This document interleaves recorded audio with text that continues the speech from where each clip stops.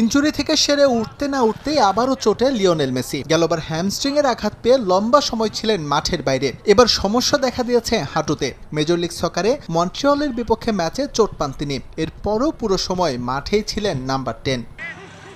শুরুতে হেলাফেলা করলেও আঘাত যে একেবারে ছোট নয়, এখন তাই বলছে ইন্টার মায়ামি কর্তৃপক্ষ।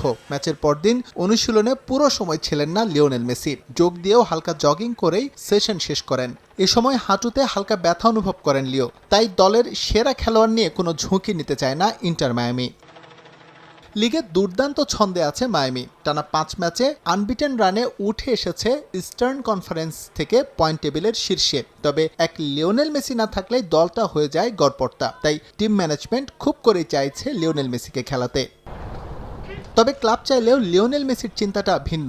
সামনের মাসে যুক্তরাষ্ট্রে বসবে কোপা আমেরিকা। সেখানে পারফর্ম করতে মুখিয়ে আছেন বিশ্বকাপ জয়ী অধিনায়ক। তাই নিজের ইনজুরি এবং ফিটনেসকে দিচ্ছেন সর্বোচ্চ গুরুত্ব। লিও যা জানিয়ে দিয়েছেন টিম ম্যানেজমেন্টকেও।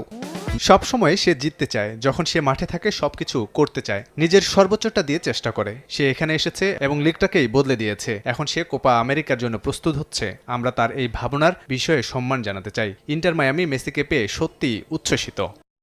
এদিকে কোপা আমেরিকা নিয়ে অন্য দলগুলোর তোড়জোড় শুরু হলেও কিছুটা পিছিয়ে আর্জেন্টিনা। এরই মধ্যে স্কোয়াড ঘোষণা করেছে ব্রাজিল এবং মেক্সিকোর মতো দল। বিবেচনায় থাকা একাধিক ফুটবলারের চোট থাকায় এখনও সেরা 23 বেছে নেননি স্ক্যালোনি। দল ঘোষণার শেষ সময় 12 জুন। ধারণা করা হচ্ছে শিরোপা ধরে রাখার মিশনে আরও একটু সময় নিয়েই স্কোয়াড দেবে আর্জেন্টিনা। এস এম ইকবাল, সময় সংবাদ।